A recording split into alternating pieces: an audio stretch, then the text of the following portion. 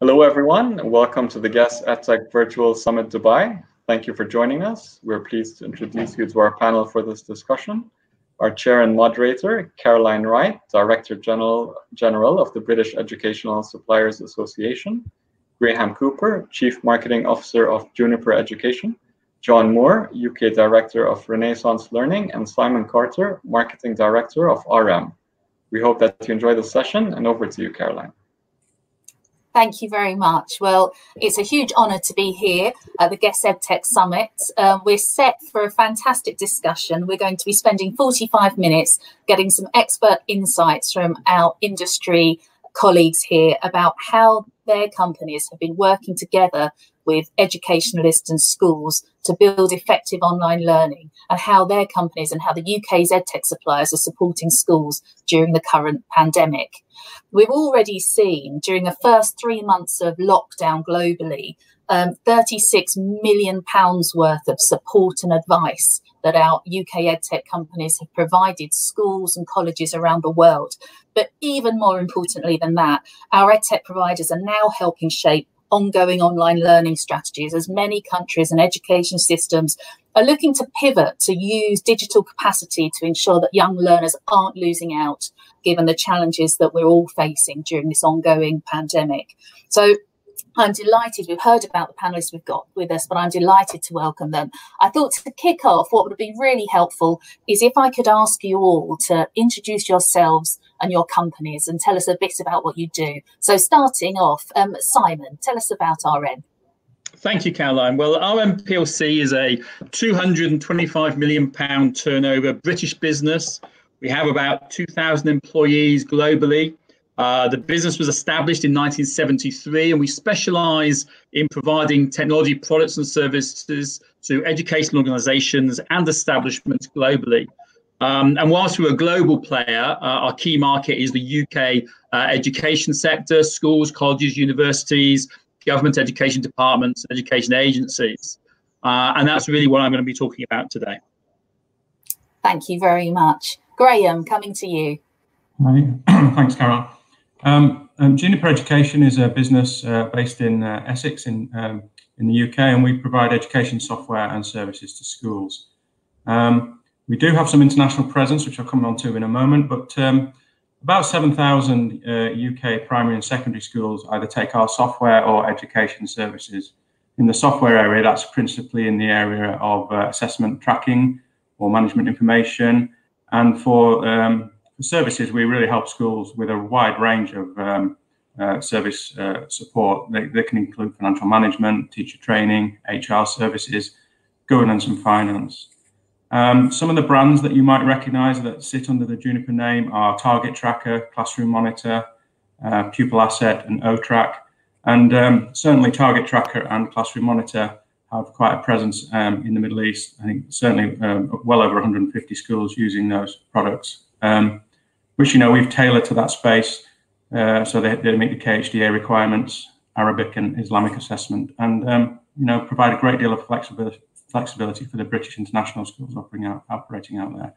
So yeah, I should be able to comment a little bit. My experience is much more focused recently in the UK, but we do have, as I say, a number of customers we're supporting out there as well. Thank you. I think that's interesting because I think what we've learned from this pandemic is that experiences are very helpful to share how different countries are tackling the different issues. So that'll be great. And John, tell us about Renaissance. Thank you, Caroline. Well, Renaissance Learning is really, truly a global company. It's been going about 30 years, 31 years, in about 40,000 schools worldwide.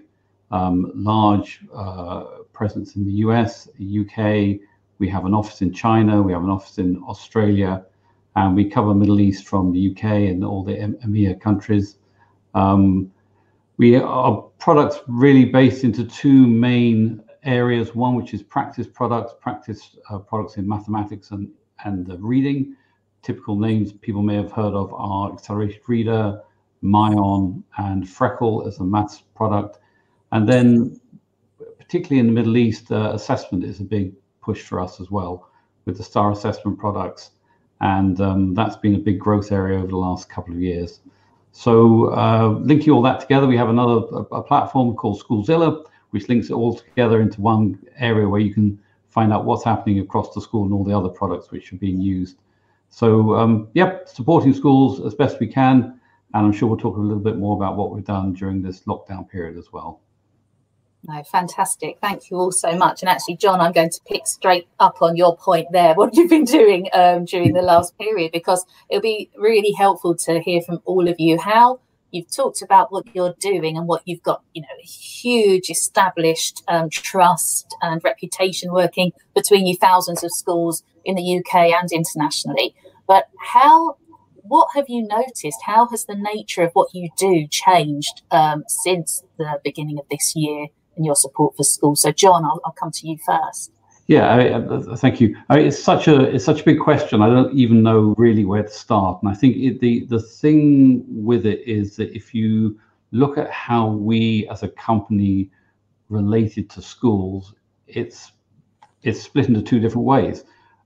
In the Middle East in particular, one of the things that we were very strong on trying to do was face-to-face visits. We like to visit the schools. We like to see what's going on. We like to have that personal relationship. We had to stop a lot of that. A lot of it's gone online. So the business side of things has changed quite dramatically. In terms of the products, I think it's been a very interesting time for companies like ourselves and the other panel members, where digital products have kind of come of age. They've obviously been around for many years, and we've all been talking about how the traditional classroom needs to change and become a digital classroom and blended learning, but there needed to be some impetus to make it happen. And I think what happened with the sudden sharp need for everyone to work from home, that we had a chance to really look at how do these digital products work in practice, and can they work in practice, and can schools find a way to manage these products both at home and in school. So we I won't talk too long, but for us, we thought, okay, we have products that we can help with that. The first thing we did was look at our MyOn digital library, and pretty much overnight we opened up access to that worldwide. And as soon as the lockdown started, within I think 24 hours, 48 hours, we'd made it freely available to everyone, with a view to saying, okay, look, here is something. We don't know how long this is going to last, but here's some digital content that you can use at home. With our other products, some of them, we had this idea in our heads, probably it may have been erroneous, I don't know, but in our heads, we had this idea that this will only work in the classroom and you should only do these things in certain situations. But we released some of the restrictions on that, and we said, okay, try doing this at home. Can you do tests at home? Can you do assessments at home? Can you do some of these other bits which we thought needed to be done in the classroom? Can they be done at home? Turns out they can. And we're learning every day. We're learning from the schools. We're learning from the teachers. We're learning from the educators. We don't pretend for 1 minute to have the answers to everything, but we're listening. And I think there's a lot of great practice going on, and it will only increase as time goes on. I think it's here to stay. Is the short answer. Thank you, John. Thank you. No, that was very, very helpful. Graham, tell us about what Juniper's experienced since the beginning of the pandemic.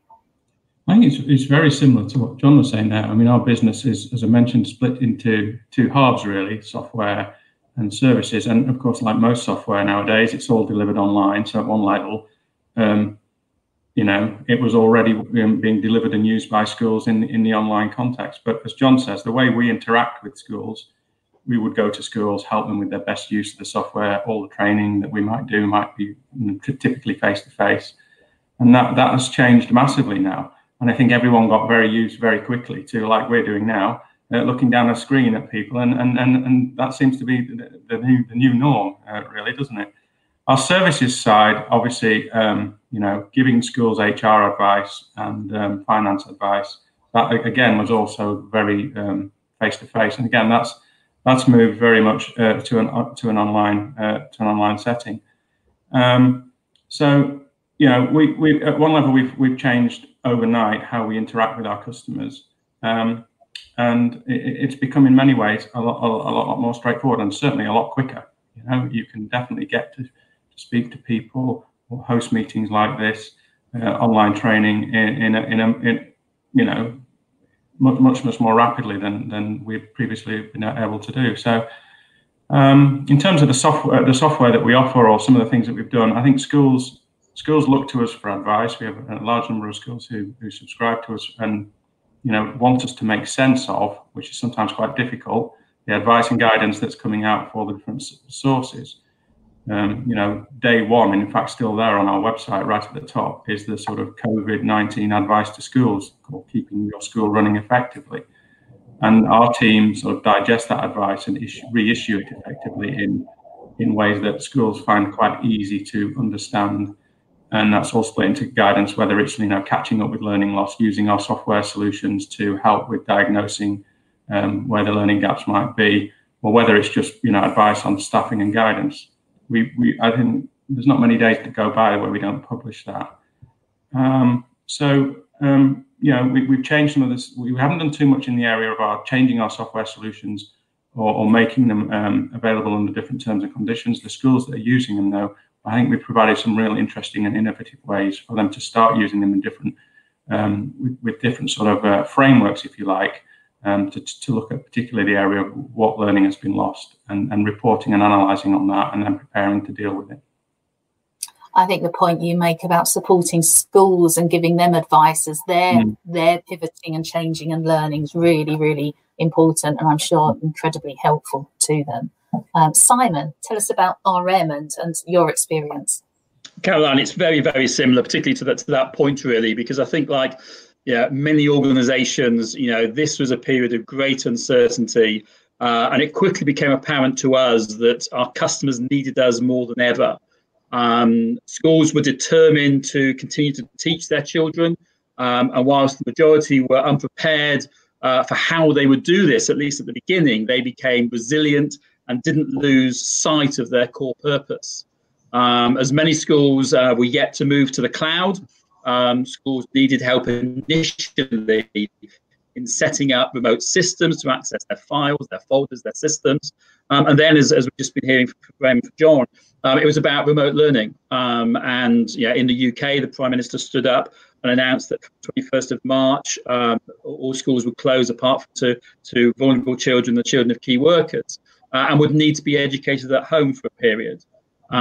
Given that RM has a relationship with some 8,000 schools in the UK, we were able to share that experience, whether that was how to roll out passwords for the whole school population, whether it was how to set up Microsoft Teams or Google Classroom remotely, or whether it was just simply top tips on everything from how to support the school with a safeguarding concern, or how best to encourage a reluctant teacher to try teaching via video. For us, many schools turned to RM at this time because of our scale and our reputation. Those who didn't have a technology partner at the start of lockdown, or even one who had a local resource who may have been struck down by the virus themselves, we were able to provide support via any of the 2,000 employees we had globally. And that's really, I think, probably the biggest thing that lockdown showed us was that ability to support schools no matter what their challenge. Thank you. That's incredibly helpful. And, you know, as the situation's evolved, we've seen countries reopening their schools. We've seen the start of second spikes in infections, and some countries going into or already being in a further lockdown. Some are keeping their schools open. Some have children in school. And increasingly, you might actually see my 11-year-old walk across behind me at some point during this talk. You know, some children are having to quarantine because of outbreaks at their schools and so on, and that certainly looks set to continue for a period of time.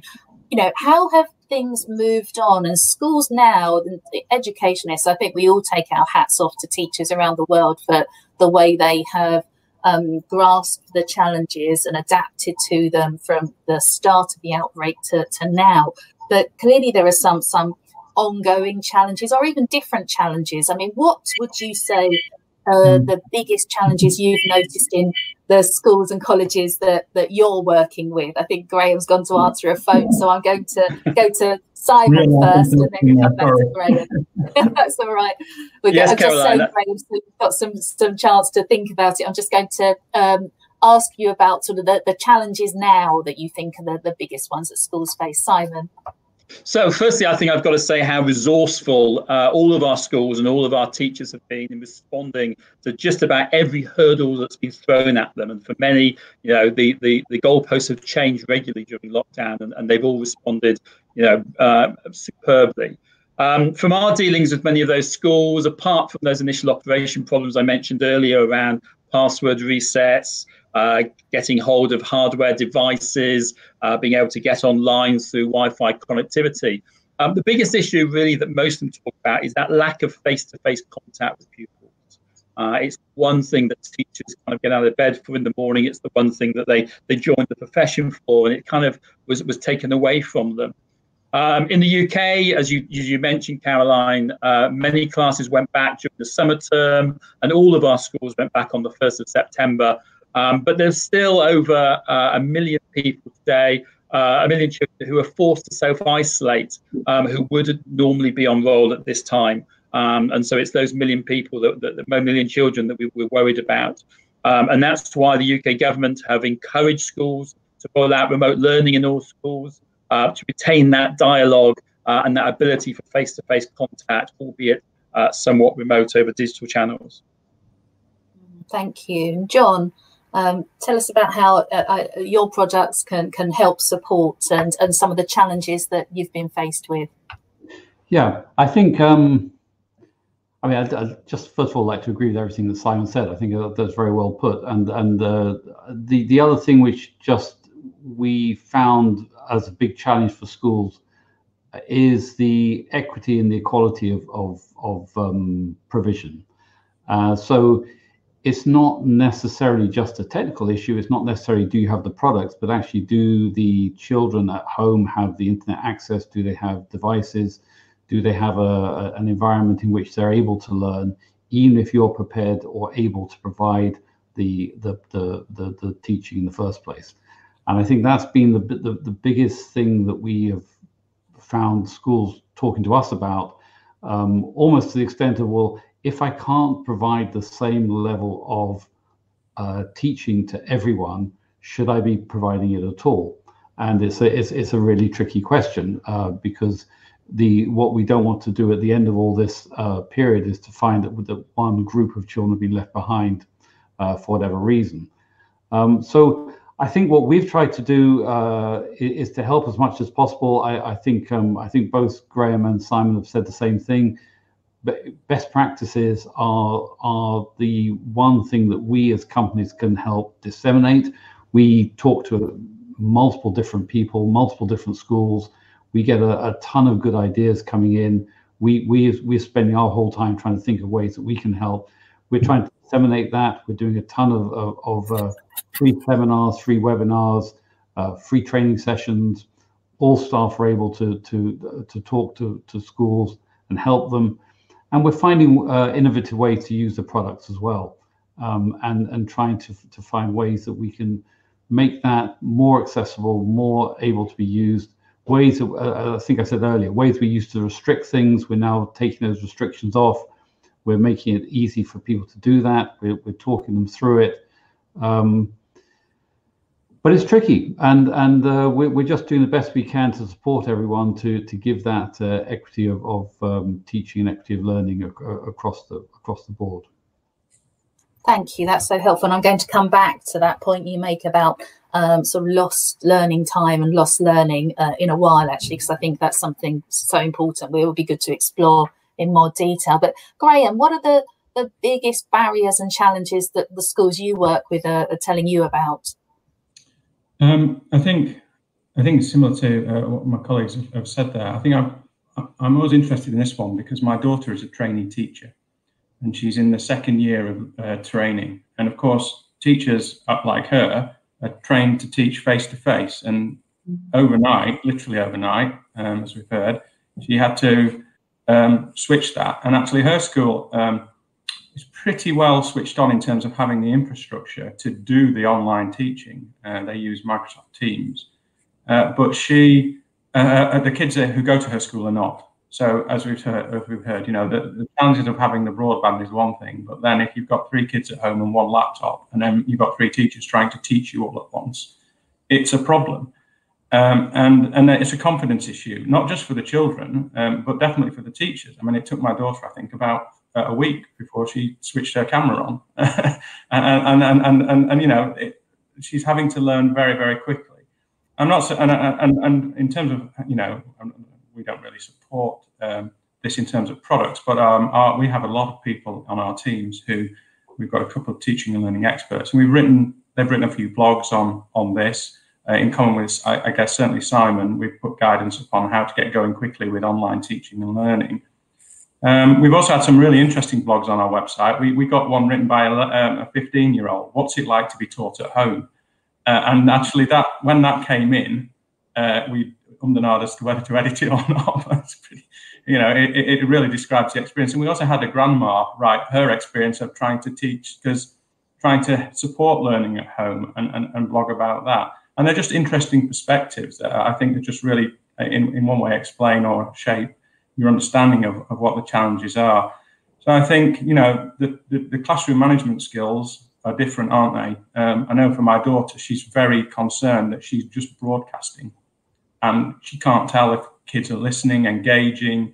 You know, it's difficult to understand or get them to ask questions.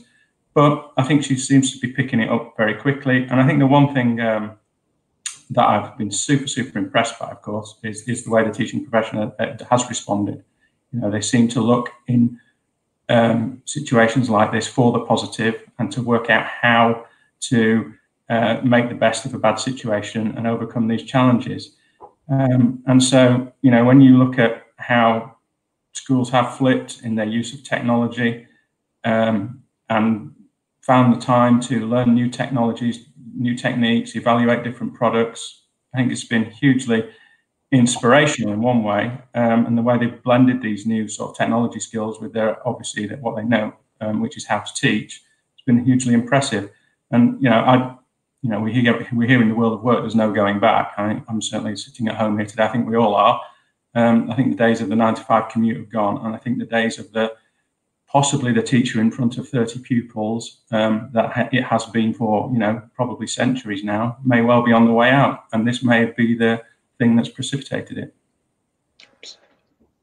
Oh, thank you. That's incredibly helpful. Actually, I'm going to stay with you, Graham. Just building on. I think that was a really helpful. I'd love to read the 15-year-old's perspective on their experience of education.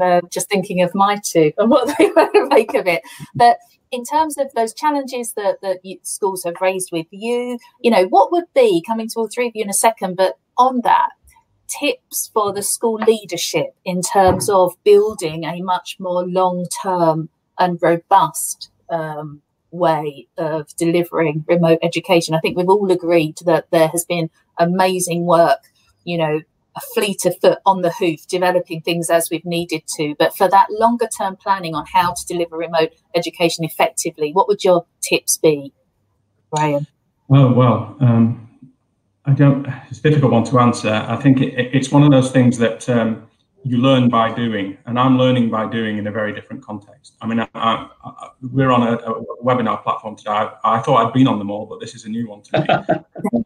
You know, Zoom, Teams, Google, you know, I think probably find one that works for you as a school, and I think one that has the best collaboration features in it that you can find. You know, going back to my daughter's experience, you know, the one that works allows that sort of interaction and sharing to, you know, most effectively, I think.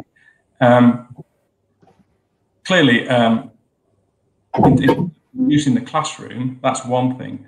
I actually think there's a broader issue, though, for the way that schools work. I was chatting to a director of HR the other day who said that, you know, she used to have this was in a multi-academy trust of about 10 schools, where they used to get the HR heads from each school to go together every month for a meeting on a Monday, which would take 4 hours to get there for some people. And then they'd have the meeting and then it'd be a long journey back. And that's just stopped overnight.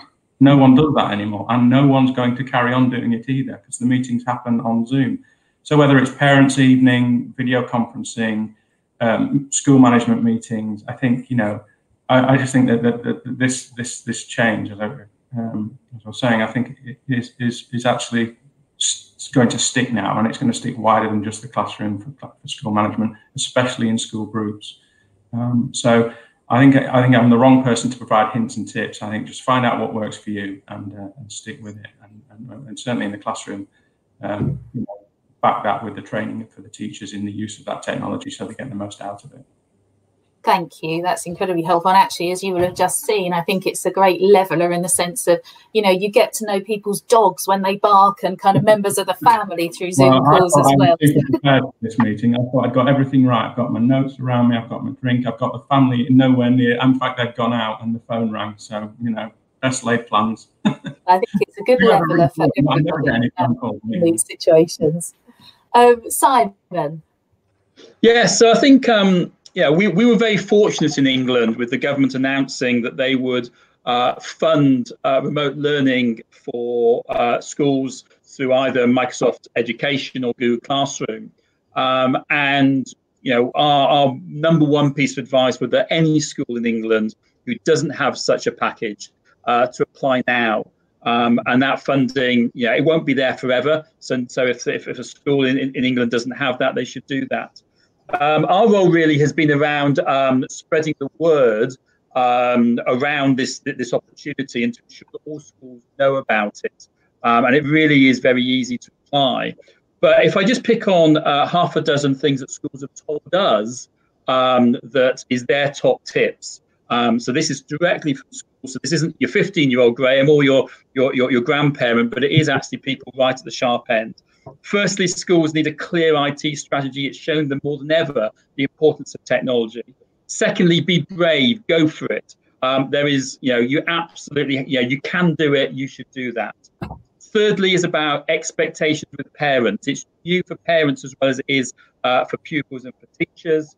Fourthly, don't stifle experimentation. Give people a chance to try things, to use this new technology and see how it will work. Penultimately, avoid inferior technology and replace some of those aged PCs that many schools have, because there's nothing worse than trying to go online and find it takes you half an hour to load up your laptop or you can't access the software. And then finally, and I would say this, I guess, but do invest in a reliable technology partner, somebody who can stand with you and share their experience to allow you to get the most out of the opportunity. That's really helpful. Thank you, Simon. And John, from your perspective, what would your tips be for schools looking to implement remote education more permanently? Yeah, I think hard to follow on from what Simon said. I think that's a very good summary. I think I like the be brave and be innovative message, and I think that's the message for both for us as EdTech providers and for schools as a whole, is that one of the things that young learners need is stimulation, and they need stimulation and they need engagement, and that's one of the things that we will be potentially lacking in the home environment. So we have to find ways that we can keep that motivation going, we can keep the stimulation going, and it's a big message for us all. Be brave, be innovative, go for it, try it. We're going to have to try a whole lot of new things to get people engaged and focused and you know, just wanting to go through the process.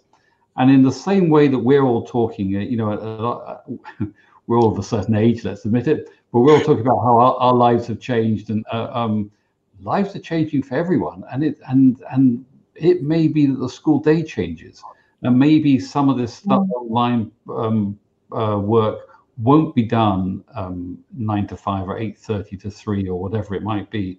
It'll be done at different times, and people work in different ways.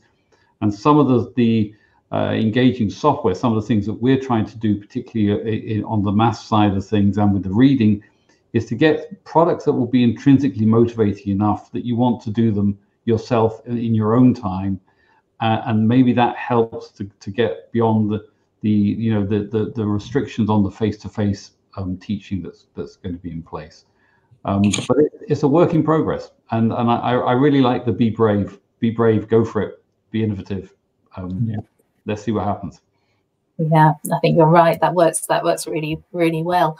I'd just like to John, coming back to your earlier point, you mentioned the sort of lost learning and the challenges that's presenting some children. And I think in many countries around the world, Middle East, Europe, and certainly in Great Britain, we've seen some early surveys showing more generally that children are behind where we would expect them to have been because of the loss of classroom time, but also some specific, particularly disadvantaged children. We're seeing quite big gaps in between children of the same age. I mean, how are you helping support schools, and what would you say to schools to help them start to tackle that lost learning for some groups?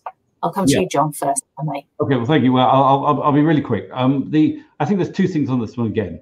One is we are trying as a company to do some global analysis. We have literally millions, I mean, tens of millions of data points across all age groups from assessments, which we can now try to see, are there trends? We know what's expected. We know what's happened in previous years. We know what normal growth norms and expectations would be for this year. Is there a difference between this cohort compared to previous cohorts? Can we quantify it?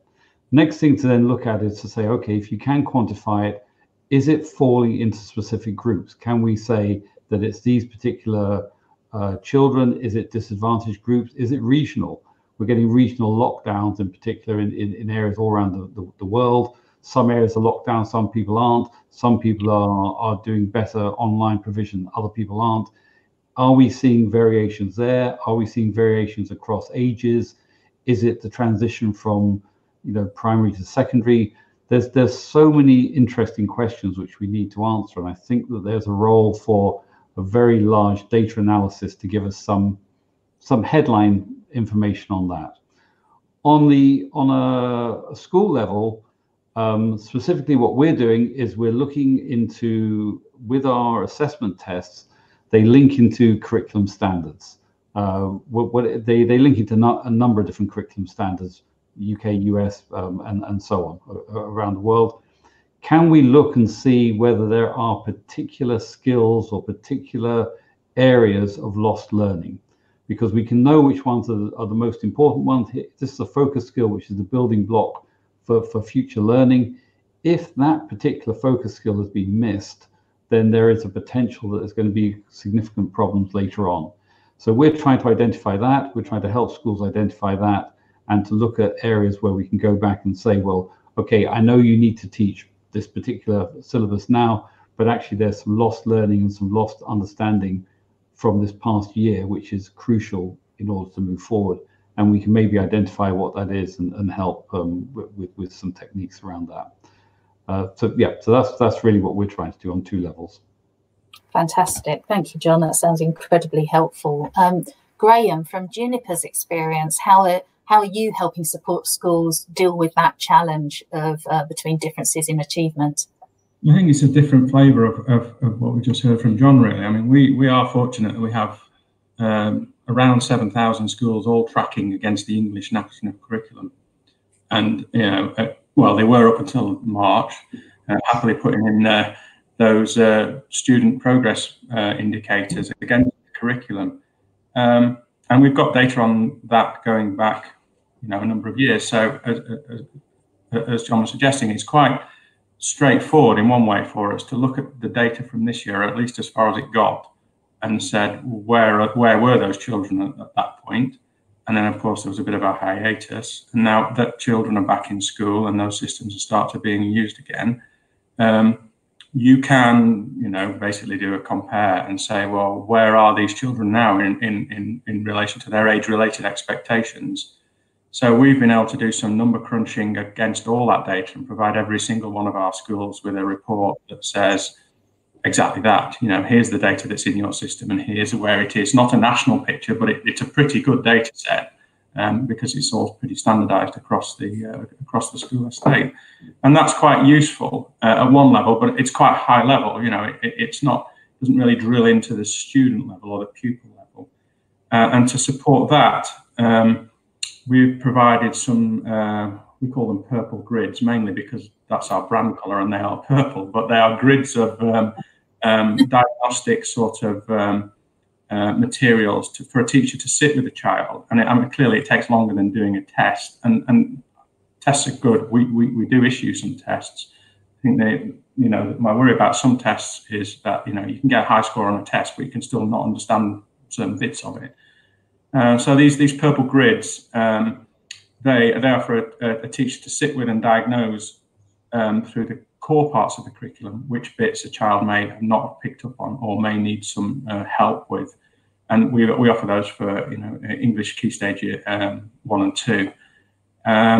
And then those sort of statements are mirrored by what's in their software trackers, so they can build from that. And we also provide, through our teaching and learning, the advisory service that sits around our assessment is, you know, I mean, it might sound obvious. It didn't sound obvious to me, but it probably will maybe well sound obvious to people listening to this, that, you know, once you've done that diagnosis, then which bits do you really need to focus on to accelerate that learning? For example, if you find a child, you know, has forgotten how to write or understand Roman numerals, that might not be the most important thing for them to get up and running with straight away if they don't understand these other things. So, as I say, that may probably sound as obvious to the teachers listening, but it's that sort of an element. It's a diagnostic piece, and then where to pick up on.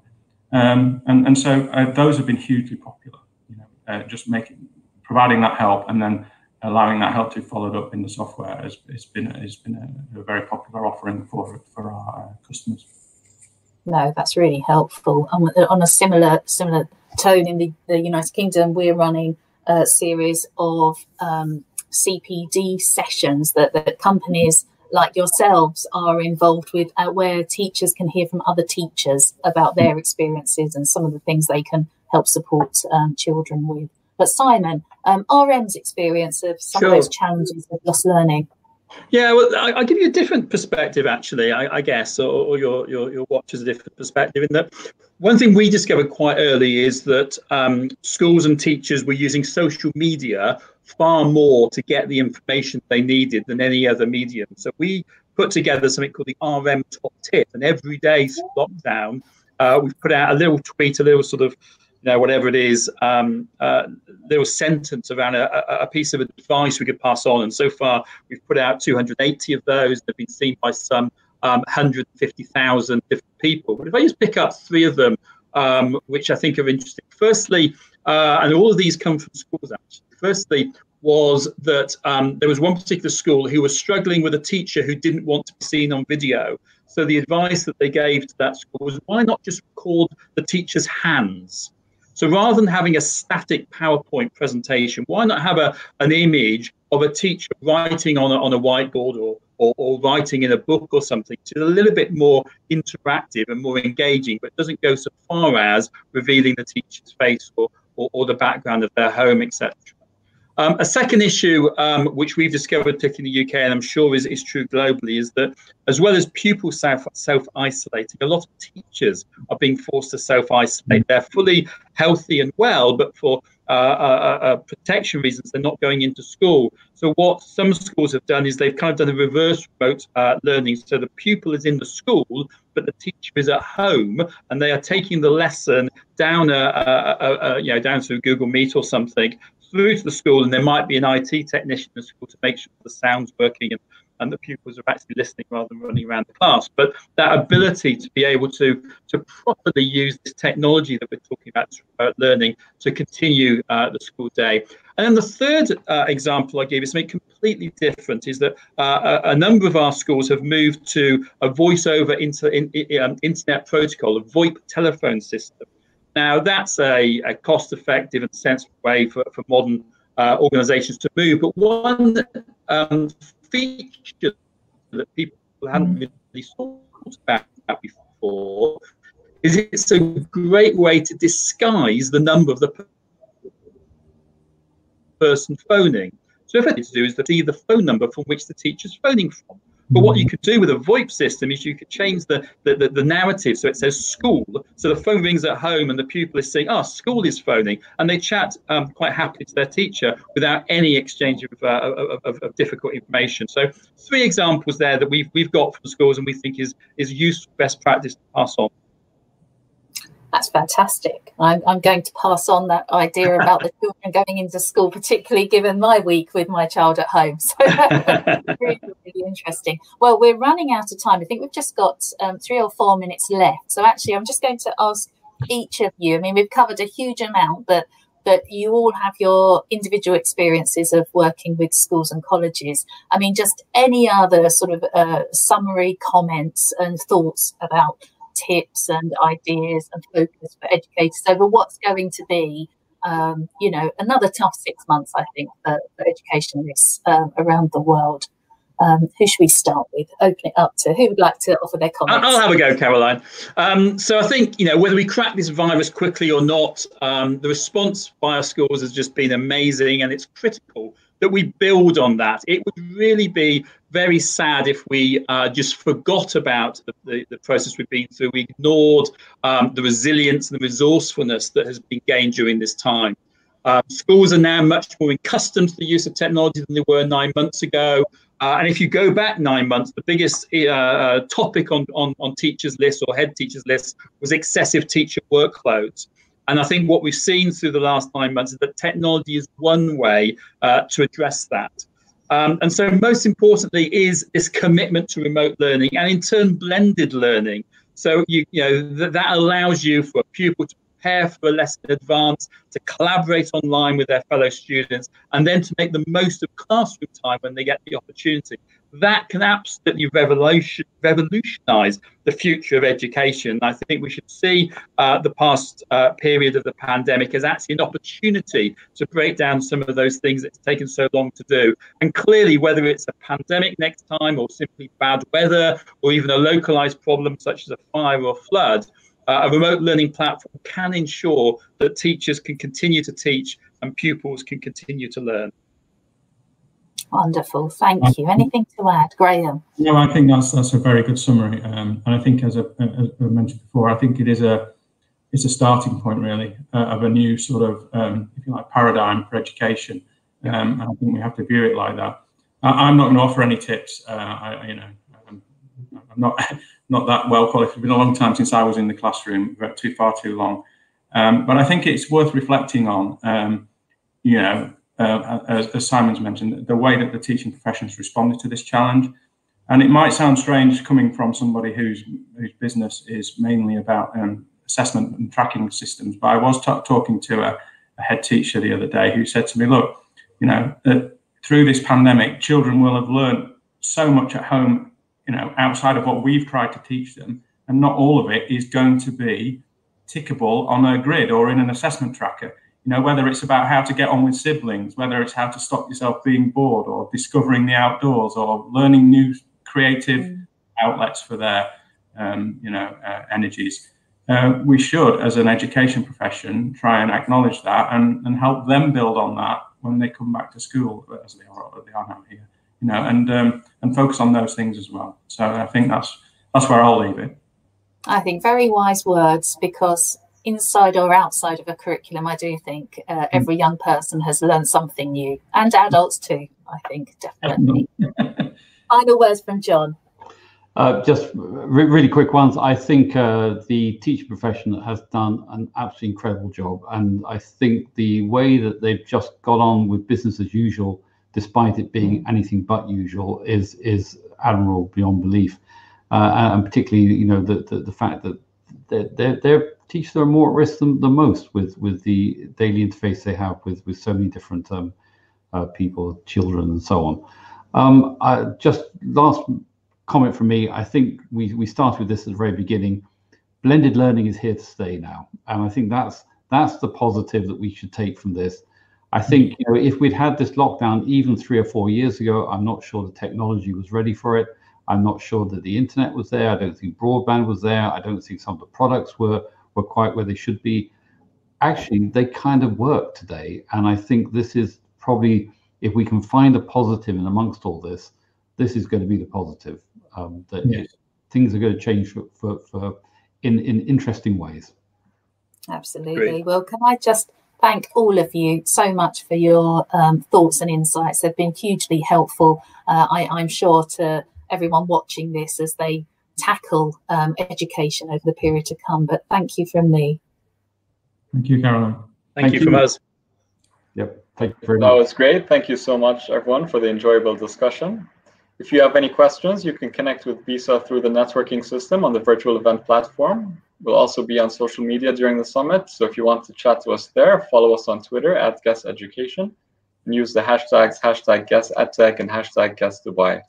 This is just one of many on-demand videos that you can watch at any time during the summit, as well as a full program of live keynote and panel sessions across both days. We hope that you enjoy the rest of the event. Thank you so much, and bye-bye for now.